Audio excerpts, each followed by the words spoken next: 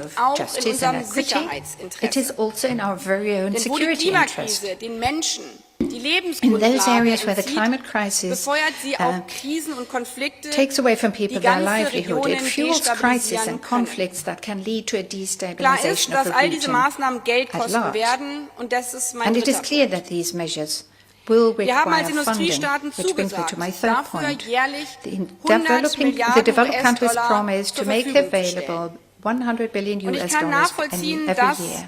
And I do etliche Länder, understand insbesondere diejenigen, die am understand very meisten well unter der that many Klimakrise developing leiden, countries and uns those that are fragen, most affected by the warum impact of the bezahlt climate ihr jedes crisis Jahr turn to us and weniger, say, als ihr uns why are you versprochen habt? paying less than you promised Gestern year haben wir after year? gemeinsam daher mit Kanada ein This is why Treffen we von organized a Geberländern meeting of organisiert, donor countries zu schauen, together with wo wir Canada stehen yesterday, in order to und vor allen take Dingen, stock zu of where we schauen, wie wir stand and above all endlich to diese see Lücke schließen how we können. can finally close Die that gute gap. Nachricht ist, The good so wie news es that jetzt I have to aussieht, convey sind is wir auf that as einem things Weg, look dass right wir now, dieses we are Jahr on a good endlich track to die Summe finally von 100 make good Milliarden on this amount US-Dollar of 100 erreichen billion können. US dollars this year. Wir haben als Bundesregierung, als deutsche The Bundesregierung German zugesagt, federal unseren government Beitrag zur internationalen committed itself Klimafinanzierung to auf mindestens 6 enhancing its Milliarden international Euro zu climate erhöhen. finance to a minimum of 6 Aber uns ist billion völlig klar, euro. das reicht nicht. Wir müssen But we are very much für die aware of notwendige that not being Transformation und enough. We need to Anpassungsmaßnahmen an die mobilize Klimakrise several billions mehrere for the Billionen necessary mobilisieren. transformation and adaptation Öffentliche to the Mittel climate allein werden diesen crisis. Bedarf And public nicht funds abdecken will können. not suffice on their Deswegen own. geht es They darum, will auch not cover the massiv need. private And Mittel this is zu also mobilisieren. very much about mobilizing Gemeinsam mit den private USA setzt funds sich Deutschland to a dafür massive ein, extent. dass With the wir United dies States, Germany is insbesondere mit Blick auf die working Reform beim IWF to do so, und and bei we der aim Weltbank also to tun. bring about the necessary reforms of Wir the wollen IMF and the Klimafinanzierung World zum Bank. festen We want to make Bestandteil climate des finance a firm Geschäftsmodells element der of the Weltbank business machen, model of the World Bank, damit wir mehr grüne so as to Investitionen allow us to ermöglichen. carry out and make possible Hinzu more kommt ein green weiteres investment. Problem. And there is an 60% additional der Länder problem mit here. niedrigen 60% Einkommen of the haben ein countries with low hohes income Verschuldungsrisiko run a high risk oder of befinden sich becoming bereits in very einer indebted or are Verschuldungskrise. already in the midst of a Das debt gilt zum crisis. Beispiel für den This Inselstaat is Dominica. true, for example, for the island state of Als der Dominica. Wirbelsturm Maria When the dort Hurricane im Jahr Maria 2017 auf die Insel hit them, traf, da the hat er island Schäden of in Höhe Dominica von in 2017, it created 626% damage des that equaled Bruttoinlandsproduktes 226% hinterlassen. of its GDP. Um diese Schäden In zu beheben, order to musste Dominica neue address Schulden that aufnehmen. damage, Dominica Zu viel was höheren forced to Zinssätzen take on als new debt at Industriestaaten, much higher die in interest dem Moment rates nicht than developed getroffen worden countries sind that von had einem not been Wirbelsturm. hit at the very same time by a Dadurch hat nicht nur die hurricane. Verschuldung des Landes As a zugenommen, es consequence, blieb auch zu not only wenig the debt Geld, of the um country sich auf den increased, nächsten it also Sturm was faced with a vorzubereiten. situation where it did not have Oder enough funds um in in order to erneuerbare prepare for the Energien next zu hurricane investieren, or to invest geschweige in denn in renewables, Bildung und Gesundheit. to say nothing of investments in Um diesen education and health. Teufelskreis zu durchbrechen, In in dem order viele to Länder break out stecken, of this die vicious besonders circle von der that many countries Klimakrise find themselves bedroht in, sind, that are especially braucht hard es hit by the climate crisis, endlich we Maßnahmen need to zur finally agree on Restrukturierung von measures that Auch aim to deswegen sind wir restructure heute debt. hier, And this is dass wir also darüber one of the sprechen. reasons why we're here today. Hier We want to sind speak alle about this. Gläubiger Because we are weltweit all in der Verantwortung. creditors and all the creditors Denn die bear a Verschuldungskrise nimmt responsibility gerade here den for the Ländern die Luft indebted, zum the Atmen, debt die crisis is Investitionen gegen die Klimakrise am depriving the nötigsten people bräuchten. of those, in those countries of the Meine air to Damen und breathe Herren, that liebe need Kolleginnen und investments against the Kollegen, climate crisis seit most dem ersten urgently. Petersberger Ladies and gentlemen, Klimadialog dear colleagues, ist der since the globale first Petersberg Meeresspiegel Climate Dialogue, durchschnittlich um fast global sea 5 levels have Zentimeter on average angestiegen. risen by almost 5 Für die Menschen auf centimeters. Fidschi oder Dominica For the people ist das living in eine Fiji or lebensbedrohliche Dominica, this Katastrophe. is a life-threatening Für uns catastrophe. alle ist diese Krise die For all größte of us, this crisis Sicherheitsherausforderung constitutes the unserer greatest Zeit. security challenge of our time. Zugleich haben wir die historische Chance, At the mit den same time, we richtigen have the Antworten auf die historic Klimakrise opportunity jetzt in to diesem take Jahrzehnt advantage of economic die wirtschaftlichen opportunities that this Chancen fundamental dieses transformation fundamentalen opens up Umbruchs by zu giving ergreifen. the right responses to the climate Dafür crisis brauchen wir auf now, der anstehenden this decade. COP28 eine At the Kurskorrektur, upcoming mit der COP28, we wir auf den need to correct 1,5 our Grad course. Pfad We need to kommen. follow a track that leads Und us ja, to the 1.5 degrees Klimapolitik go. ist auch And yes, Interessenpolitik. climate policy is also a question Aber of ein protecting Interesse interests. haben wir But there alle is one interest that we gemeinsam. all have in common. Vom kleinen Be we Inselstaat a bis small zur island großen state or a Industrienation. major Wir industrialized wollen, country. dass We wir want und to unsere make Kinder sure in that einer we sicheren and our Welt children auch in Zukunft continue leben to können. live in a safe world in Lassen the Sie uns die future Ärmel too. hochkrempeln und die kommenden Let 2 us roll up our Tage sleeves. dafür nutzen, auf Let us diesem make Weg use of the coming 2 voranzukommen. days to make headway Herzlichen Dank. on this track. Thank you very much.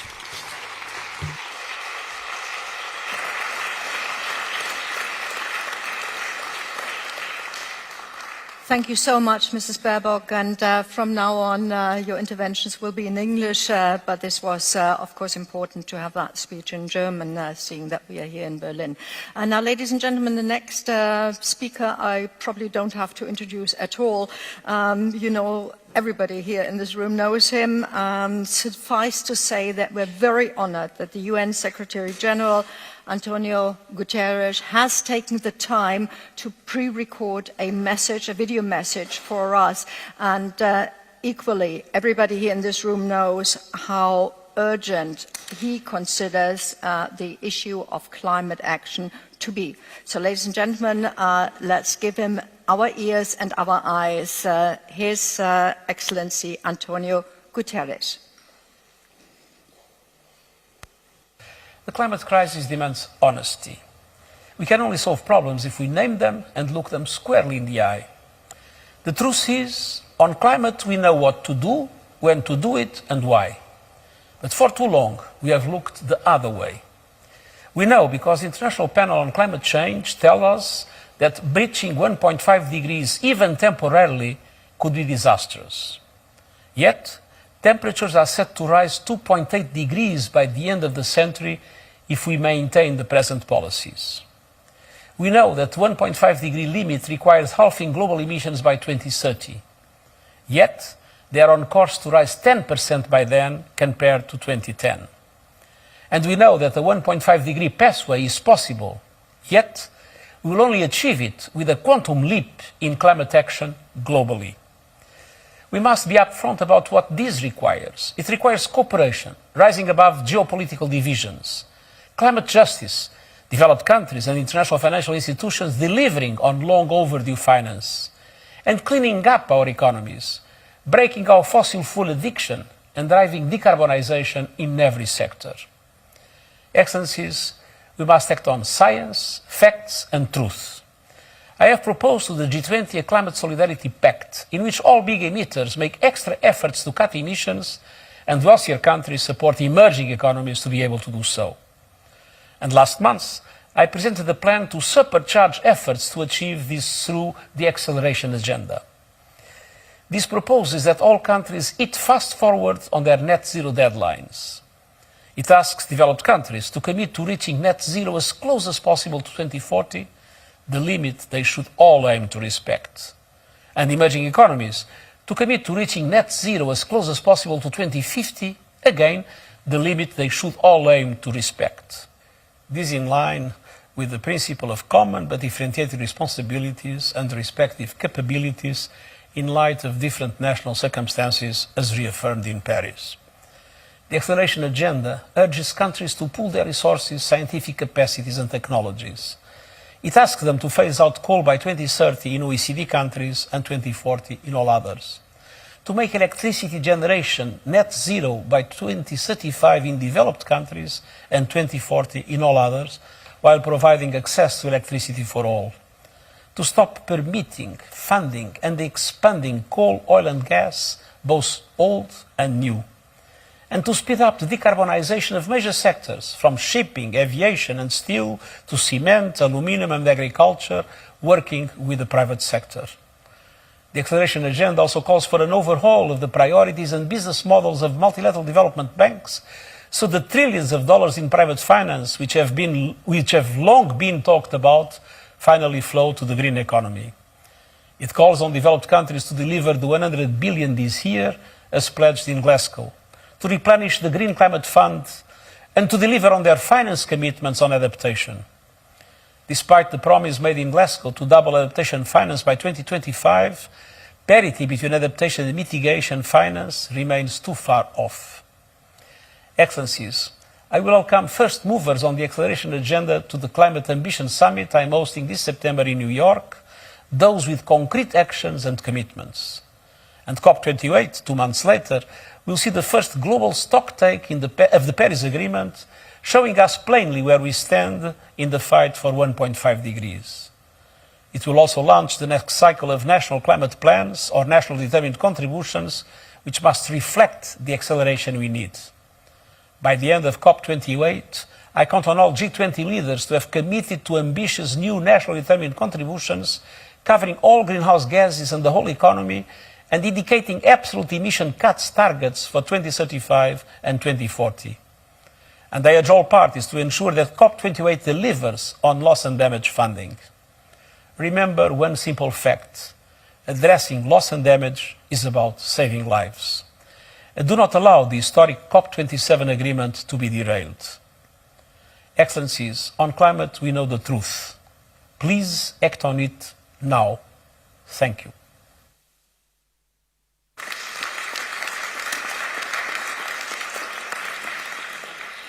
And I'm quite sure that the Secretary General will have heard your applause, ladies and gentlemen, even whilst it's very early in New York right at the moment. As you know, COPs are always a triad. The presidency past, the current one, and the incoming one. So we're talking about Glasgow, we're talking about Sharm el-Sheikh and Dubai, each building on the achievements and the progress of the others. COP27 will probably go down in history as the UN climate conference where, as the UN Secretary General just said, loss and damage was for the first time addressed and progress was made, and as he was said, saving lives. And it was a momentous step forward for climate vulnerable developing countries. So much to ponder. We would have liked to have had with us this morning the COP27 President and Minister of Foreign Affairs of the Republic of Egypt, His Excellency Sameh Shoukry. But as you well know, the region right at the moment has one or two issues, so he can't be with us here today. But his speech and his thoughts will be conveyed to us by Khaled Galal Al-Abdelhamid, the ambassador of the Arab Republic of Egypt to Berlin. And I would like to invite the ambassador to come to the lectern. Thank you so much.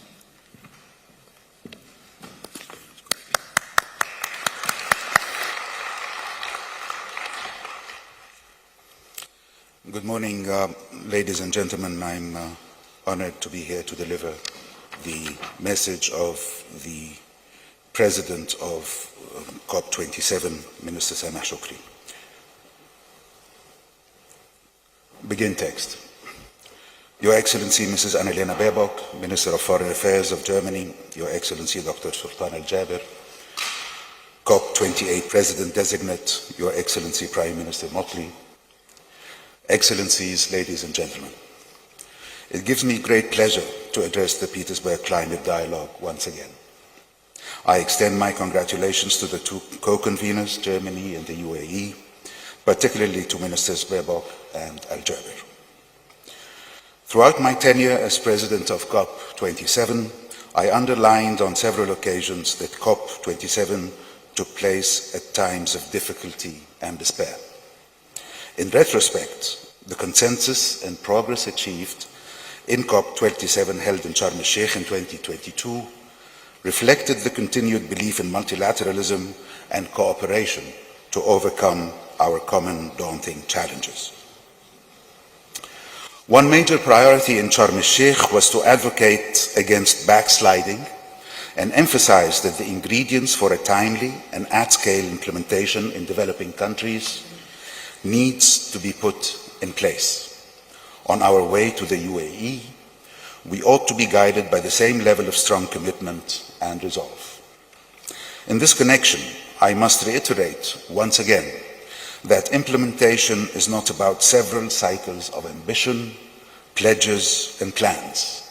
Implementation means delivery on the ground, to be held accountable, and to provide finance and other means of implementation by developed countries. Ladies and gentlemen, we left Sharm el-Sheikh with high hopes of enhanced solidarity and a clear outline of implementation. Yet, 6 months later, we are still far from reforming the MDBs. To deliver finance, we are off track on mitigation action and adaptation delivery, and we are still struggling with finding the effective pathway to respond to loss and damage. Mitigation remains a central pillar in our fight against the climate crisis. The most recent synthesis report by the IPCC underscored our deviance from the required pathways to keep the temperature well below 2 degrees while keeping the 1.5 degree alive. In Sharm el-Sheikh, we agreed to the mitigation work program and the first ever just transition work program. Both work programs can strengthen our resolves in the fight against climate change through just transitions that leave no one behind or fail to eradicate poverty. We also responded to the increasing interest in green hydrogen by launching the Renewable Green Hydrogen Forum by Egypt and Belgium. On adaptation, action has been too little and too slow. Adaptation needs are expected to reach $300 billion by 2030. What is currently offered is 5 to 10 times lower than the actual needs. Adaptation challenges are already adding to financial pressures on developing countries. In Africa, we spend more than 3% of our GDP on climate adaptation to the adverse effects of climate change, for which we are the least responsible. COP28 in Dubai must be the conference where parties adopt a transformative outcome on the global goal on adaptation, and agree to continue to meticulously track and report on the commitment to double adaptation finance by 2025. I would like to recall the contribution of the Sharm el-Sheikh adaptation agenda, which set 30 adaptation targets to be realized through wide and diverse partnerships.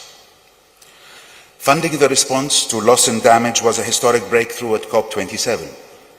This ray of light is a testament to the credibility and responsiveness of our UNFCCC process. Developing countries must be assured that they will receive meaningful, sufficient, timely, concessional, accessible, and predictable funding. The climate crisis must not be allowed to deepen the already soaring debt crisis, nor should loss and damage finance be a repackaging of already existing funds and resources. Finally, about climate finance, I'm afraid that the situation is dismal. It is worth noting that close to $100 billion in military expenditure and pledges have been made available in relation to the war in Ukraine. $9 trillion were mobilized to respond to COVID-19. Yet developed countries continue to fail for the third year in a row to deliver the symbolic 100 billion Copenhagen promise. Without funding and other means of implementation, we will simply be accepting a vicious circle of ambitions and non-performing NDCs. Regardless of how far our climate conversation evolves and how complex it becomes, the fundamentals and principles of the Convention and the Paris Agreement must be safeguarded, including the principles of equity and common but differentiated responsibilities. Simply put, we cannot fight climate change while we condone climate injustice. I cannot overemphasize that finance should be our focus as a catalyst to climate action.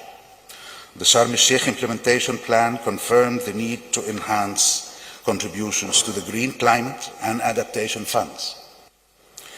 It also demanded the rapid and effective reform of the MDBs to provide more resources, enhanced access to instruments by focusing on concessional finance, and revisiting current surcharges, while ensuring that funding climate action shall not divert the focus on poverty eradication and sustainable development. If we are seriously committed about tackling climate change, we need to deliver on all the components of finance in accordance with the Sharm el-Sheikh implementation plan, as well as other initiatives, particularly the Debt for Climate initiative. Ladies and gentlemen, midway between COP27 in Sharm el-Sheikh and COP28 in Dubai, it is essential to renew our resolve and ensure unity of purpose. There are high expectations for major deliverables in COP28, including on adaptation and loss and damage. Notably, COP28 in Dubai will be the platform for the first global stocktake, We should collectively ensure that GST drives a course correction and stimulates credible responses to science and principles. I trust in the ability of the UAE's leadership and COP President-designate Dr. Sultan Al Jaber to build on the achievements of COP27 and lead the parties to deliver timely, impactful, and credible outcomes. The Petersburg Climate Dialogue is in a position to deliver bold and unifying political messages across all the main topics on the climate agenda.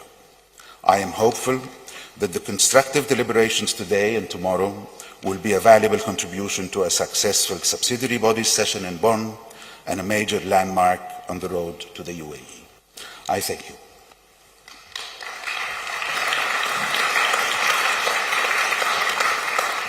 Ambassador, thank you so much for delivering that wonderful speech. Thank you very much. And now, ladies and gentlemen, we have the handover, the early handover. No, don't worry, the official one will actually start in November, end of November this year, from COP27 to COP28. And Dr. Al Jaber has already stood up, but just give me 1/2 second to introduce you. He and his team have already been working really hard, and I talked to some of your people that have been working for it for 2.5 years already, and everybody is gearing up to make Dubai 2023 an absolute point in time that we will remember. So it is with eagerness and open eyes that we are going to listen to Dr. Sultan Al Jaber, COP28 President-designate, to get the title absolutely correct, to share your vision, your outlook for this year's COP of the UAE. And you've also brought members of your team here to Berlin, so we're going to meet a couple of them later on. And with that, could I please ask you to come up to the lectern? I mean, normally one would say come up on stage, but this is primus inter pares. Sir.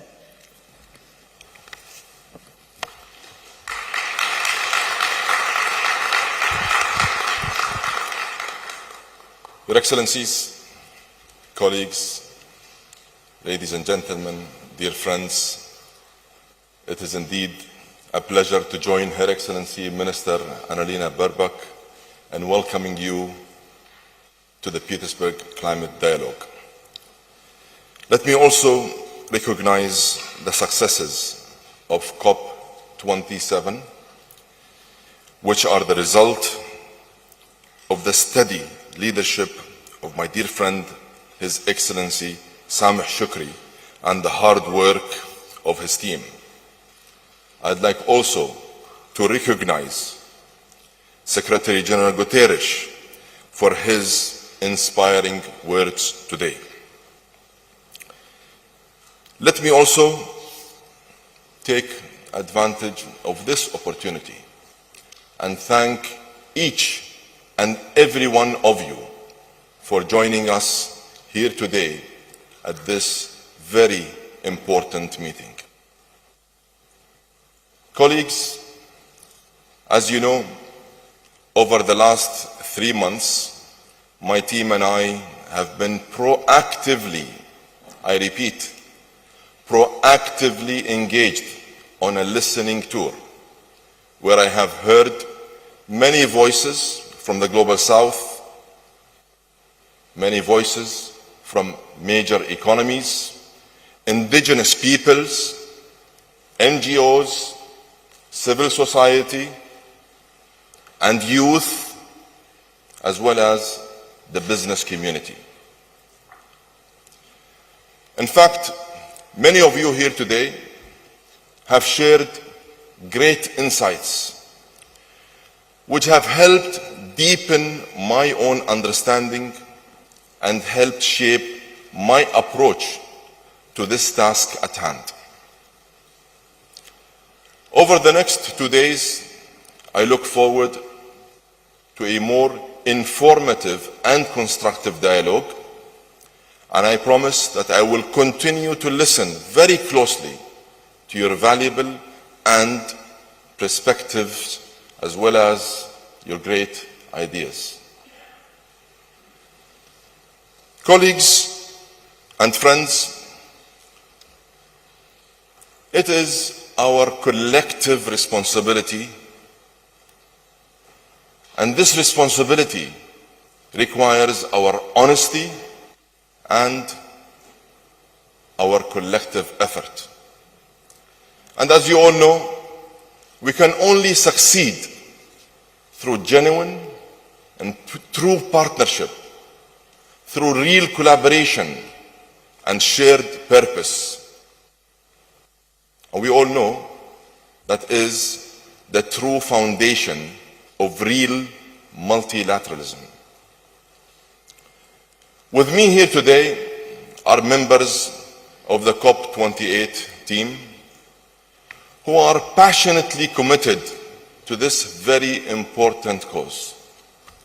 I am joined by Her Excellency Mariam Lemheri, the UAE's Minister of Climate Change and Environment, and Her Excellency Razan Lembarak, the COP28 high-level champion, and together with the guidance of the United Arab Emirates leadership, we take on this role of hosting COP28 with humility, with a deep sense of responsibility, and a great sense of urgency.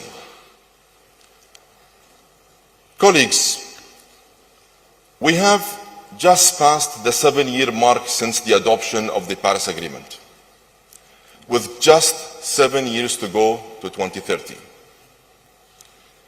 That is 7 years to reduce emissions by 43% and keep the ambitions and objectives of the Paris Agreement alive.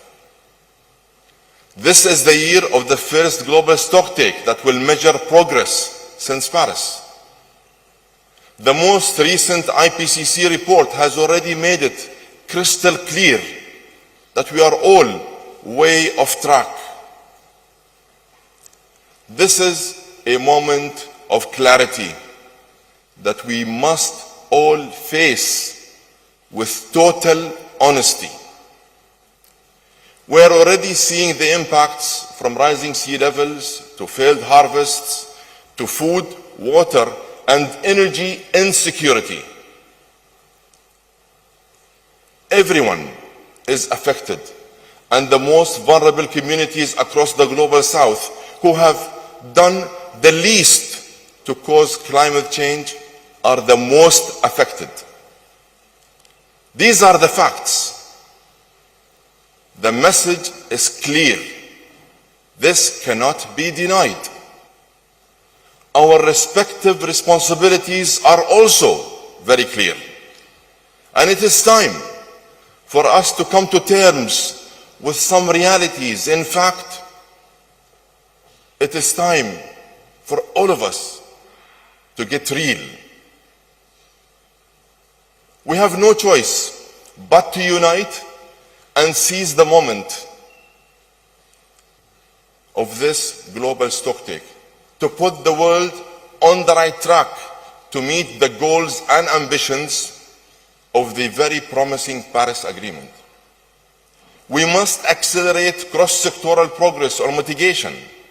We must ensure countries have the resources and plans to place, and in order for them to be able to adapt climate impacts. And we must supercharge climate finance. We must supercharge climate finance, making it more available, more accessible, and more affordable to drive delivery across climate pillars. While doing all of this, we need to ensure a just and equitable transition that leaves no one behind.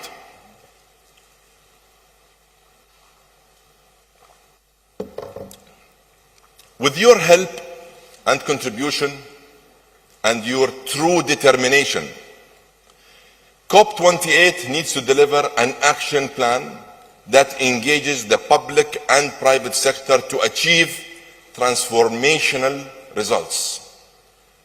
This will be underpinned by a robust, negotiated response to the global stocktake.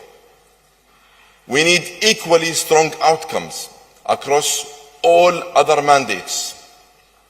This includes the mitigation work program, the global goal on adaptation, and doubling adaptation finance. We also need strong outcomes on the Just Transition Work Program, the new collective quantified finance goal, and of course, the operationalization of the Loss and Damage Fund and ensuring the funding arrangements. I have heard loud and clear that to deliver on all of this, we will have to address issues of trust. Expectations are very high and trust is very low. Developing countries are still waiting for the $100 billion promised by developed countries 14 years ago. This is holding up progress, and as part of my outreach, I am requesting donor countries to provide a definitive assessment on the delivery of this commitment before COP28. It is vital to the political credibility of the UNFCCC process that donors step up to this long overdue obligation ahead of COP28, especially as the real value of this commitment has eroded over time. On top of that, a robust replenishment of the Green Climate Fund this year, alongside enhanced support for the Adaptation Fund, would send a signal of true global unity and solidarity. Trust is also essential in the negotiations process. In fact, trust is a critical success factor. And as COP28 President, I will ensure a fair, inclusive, and transparent presidency that provides space for all parties to reach consensus across the whole agenda. And here, let me assure you that under this presidency's leadership, the negotiations will give space for all parties to discuss, debate, and agree on the role of all sources of energy. And on that point, let me say this, and let me be perfectly clear. In a pragmatic, just, and well-managed energy transition, we must be laser-focused on phasing out fossil fuel emissions while phasing up and scaling up viable, affordable, zero-carbon alternatives. This is the approach we have been taking in the United Arab Emirates for more than 20 years, where we have embraced in practice the energy transition. We know that the energies used today will continue to be part of the global energy mix for the foreseeable future. And as such, we will continue to work with the world to decarbonize the current energy system while we build the new energy system that is capable of transitioning even the most heavy emitting industries. Your Excellencies, colleagues, and my friends, what happens inside the negotiations process is critically important. But we need to match what is agreed in the negotiated text with concrete action in the real world. And this means countries and cities, investors and industries and businesses of all sizes, all stepping up in the same direction. The global stocktake must deliver real economy outcomes. At COP28, I expect ambitious, transparent, and accountable commitments from all countries and businesses that will shape policies in parliaments and budgets in boardrooms. We will accelerate delivery in sectors like renewables that must triple capacity by 2030 and double it again by 2040. We will encourage smart government regulation to jumpstart the hydrogen value chain and make carbon capture commercially viable. And the public, multilateral and private sectors must be mobilized in new and innovative ways on the critical issue of climate finance.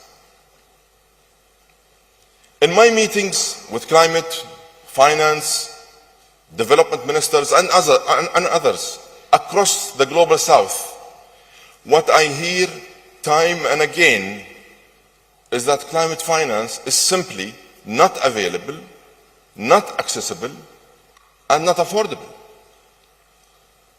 IFIs and MDBs are not keeping pace with the challenges of the 21st century, which is why we need tangible progress this year. It has to happen this year on reform that will unlock far more concessional finance, mitigate risk, and attract more private capital.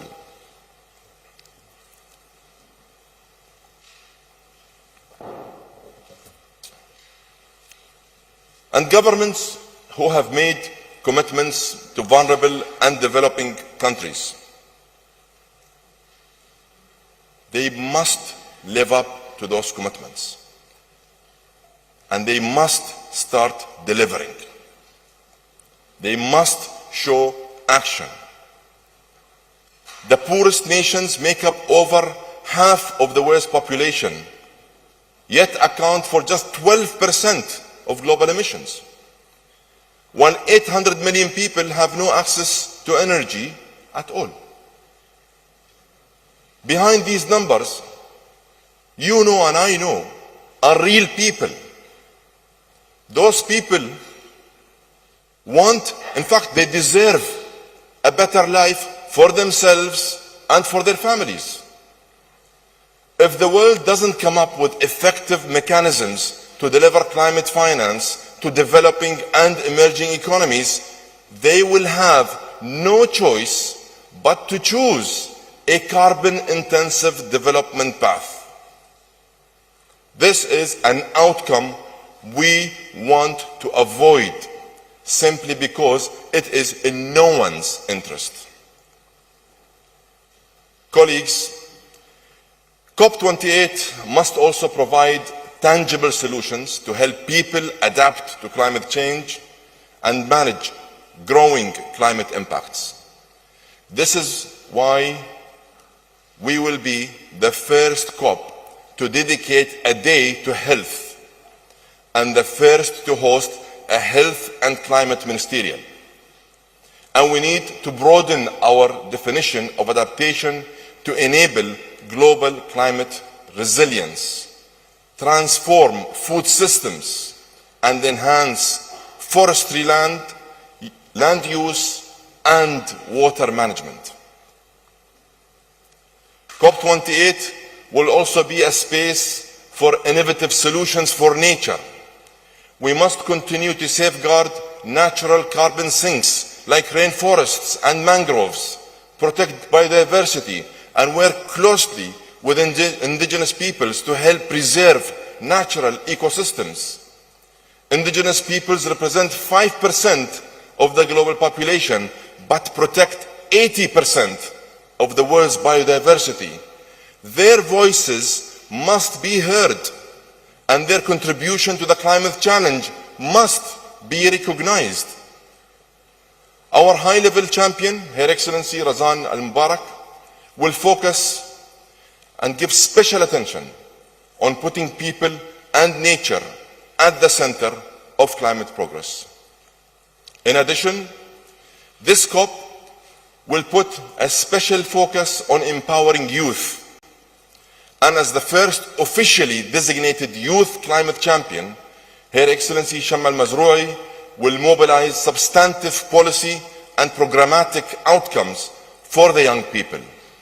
Under her leadership, in collaboration with Yongo, we will ensure that youth, particularly from small island states and the least developed countries, participate meaningfully and effectively throughout the full COP cycle and activities.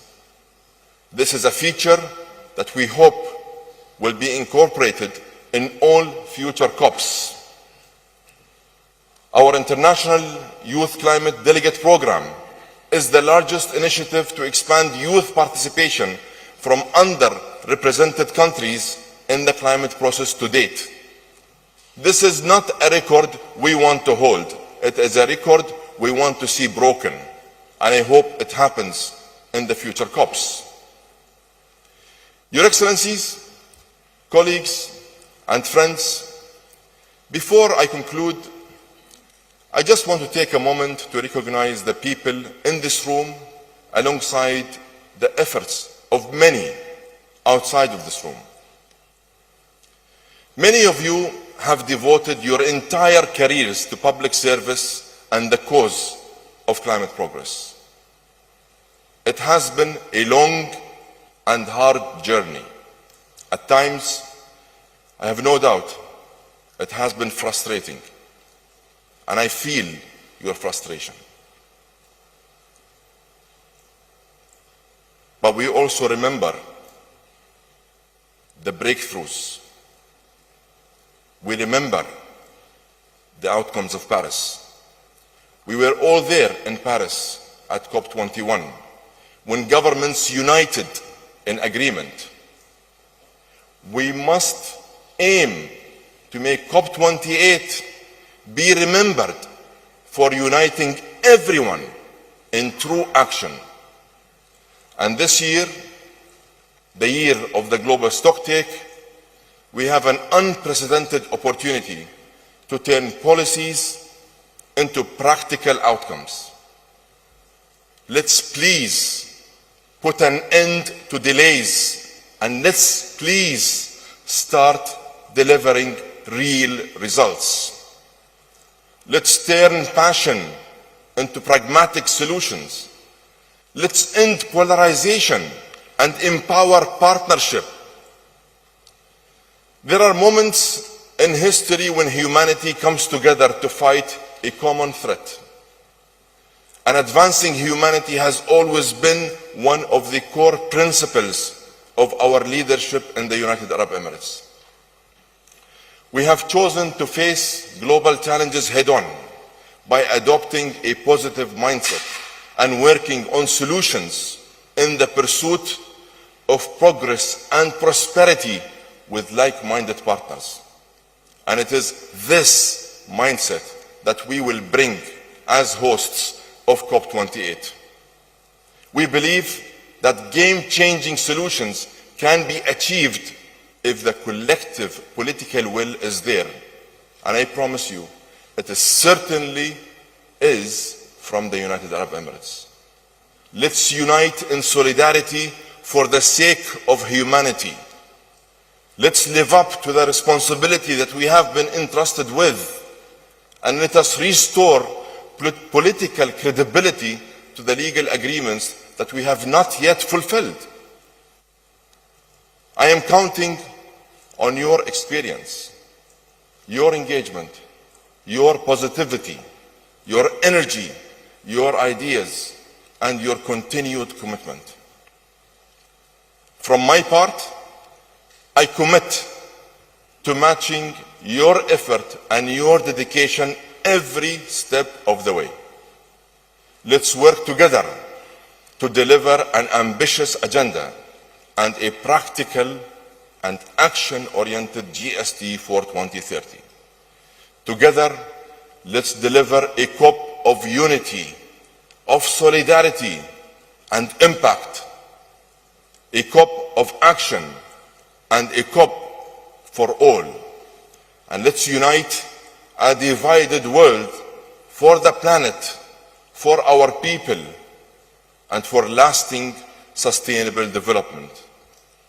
The world demands transformational progress, and the world needs transformational action. Thank you.